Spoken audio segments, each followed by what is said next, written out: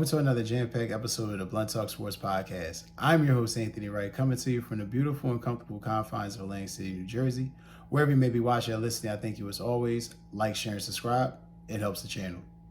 This episode will be dedicated to the Week 7 recap. I do apologize. This episode was actually supposed to be out a couple days ago, but I was experiencing some technical difficulties, but we are now back in the swing of things, and I have this episode coming out for you. So as always, don't forget to like, share, and subscribe. It helps the channel. You can check the Blunt Talk Sports Podcast not only here on Apple Podcasts, but on YouTube, Spotify, Substack, Patreon, Trovo, and as well as on Podbean. Happy to be here with you guys on this beautiful October 27th, 2025. Like I said, this Week 7 recap, this will be a quick Blunt Talk, quick takes, quick recap of Week 7. Just more or less doing a quick rundown of the games and some of the things that I noticed and some of the things that I pretty much just wanted to talk about from Week 7. Like I said, as always, love you guys for plugging in and being with me and checking out the show. So, getting into the first things first, I want to make sure we give a shout out to our friends from the show. Definitely check out the number 1 and number 2 leading ticket resellers in the world, StubHub and Viagogo, for live events, shows, and concerts. As you will see here on the screen with the creative ID links attached, you'll be able to check out a plethora of events, whether it be concerts, shows, sporting events, whatever it is that you're into, or you and your family or your spouse are into. Definitely make sure you make the most of your time off, especially right before the holiday season. Halloween coming up, Thanksgiving next month, Christmas after that, New Year's. Definitely make sure you lock up these tickets as a gift or anything before the full holiday season fully kicks in. Also, for my avid gamers out there, also speaking of holiday times, if you're looking for a PlayStation or you're looking to try to add one to your library, I implore you to check out the description box of this video with the link to PlayStation Direct. Whether you're looking for controllers, bundle packages, accessories, anything that you need to enhance your PlayStation experience, I implore you to check it out.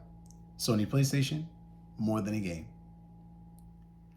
All right, guys. So getting into the Week 7 recap. Now, doing this, like I said, this is a quick takes episode. So we're going to do a quick rundown.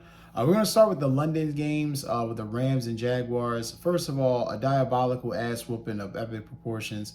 Rams were able to win 35-7, mostly off the arm of Matt Stafford in the rain, throwing 5 touchdowns with no Puka Nacua in the lineup. The Jaguars are a fucking atrocity and a joke. The fact that the Rams went in there, didn't play an excellent game, didn't play a well, played out game at all, and kind of just walked in there and fucking dog walked the Jaguars, speaks to an even bigger problem in Jacksonville. You can't really trust this team, even in the AFC South, where the Colts are just clearly one of the best teams, better teams in the league, definitely the best team in that division. You can't trust the Jacksonville Jaguars to try to catch them. They are too much in their own way, inept at times, very just incompetent, dumbass decision-making by Trevor Lawrence. As I've stated before, guys, I just really feel like he hasn't played up to the level and hype that they really have garnered up for him. But nonetheless, like I said, diabolical ass whooping. Trevor Lawrence was 23 of 48. He had a touchdown. Didn't really get much out of Brian Thomas Jr., which I'll definitely make sure I get on. I'll talk about that too in a little bit. And Travis Hunter had 100 yards on 8 receptions. So if you're the Jags, you're pretty much just kind of like hoping that these young guys continue to put it together and maybe you could get a wild card berth. But playing games like that, offensively and defensively, you have no chance in hell. No chance in hell of making the playoffs playing like that. So we shall see. But Jags definitely got some things to address. Rams were on a bye week, but they kept the momentum going forward. We'll see how things play out for them in Week 9. Going next, we're going to talk about a heavyweight matchup of two NFC heavyweights, NFC Titans, for lack of better words, Buccaneers and Lions. Now, this was kind of weird because this game was very perplexing to me. It started off in the aspect of you kind of felt this game was going to go down to the wire and be a tightly contested game. Maybe the Buccaneers were going to be able to pull this out on the road in a hostile environment. That was not the case. The Bucs had their hands full and ultimately walked out with the loss, blowout loss at that, 24-9. Now, they've been battling with injuries. A lot of things are just not going the Buccaneers' way this year, but off the back and arm of Baker Mayfield, they've been able to try kind of weather the storm. So want to give them a lot of props there. Baker, he did have an interception, but however, he was 28 of 50, 228 yards. So definitely threw the ball way too much. Didn't really get much out of the running game if you were Tampa Bay. A lot left to be desired. If you're Detroit, love what you saw from Jahmyr Gibbs. Love what you saw from the receiving core. Defense showed up. That was the type of game you wanted to have going into the later stretch in the season. Imposing your will, getting a tone, getting a rhythm and feel, letting people know Aiden Hutchinson's back. This defense is legit. Don't think because Aaron Glenn left, these guys are going to fall off. This defense is definitely something to rep with, something to contend with. But the Bucs, they got to hope that they get healthy. If they can continue to get healthy, they'll be all right. But if health is not in their favor anytime soon, who knows? I mean, Carolina Panthers have been sneakily just staying around 500 so far this year. The Falcons have been too fucking inconsistent. I would not say anything about them until they show at least 5 to 6 games worth of consistency, winning wise. So, shit, just even playing hard, I would take that.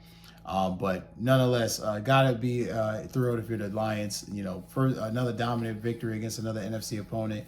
You're going to have to play the Packers again. You got the Eagles coming up, so definitely a good test for the Lions. In Week 7. And last but not least, chronologizing the Week 7 games, we're going to talk about the Texans and Seahawks. This game was crazy as shit. The Texans have problems. The Texans truly have problems.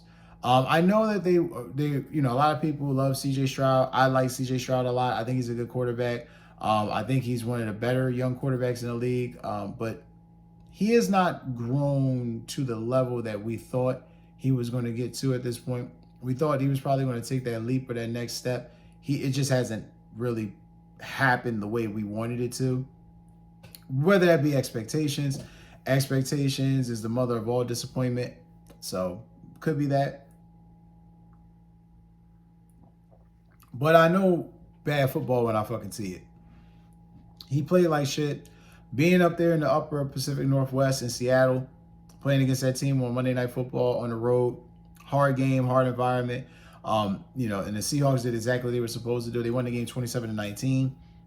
You had a hell of a game from Jackson Smith and Jigba, 123 yards receiving on 8 receptions and a touchdown.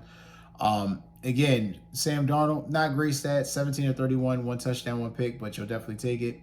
The defense definitely showed up. You had a sack by DeMarcus Lawrence, so it was good to see a free agent acquisition coming in this offseason from Dallas. Great to see him show up. But this was more or less about what the Texans weren't able to do.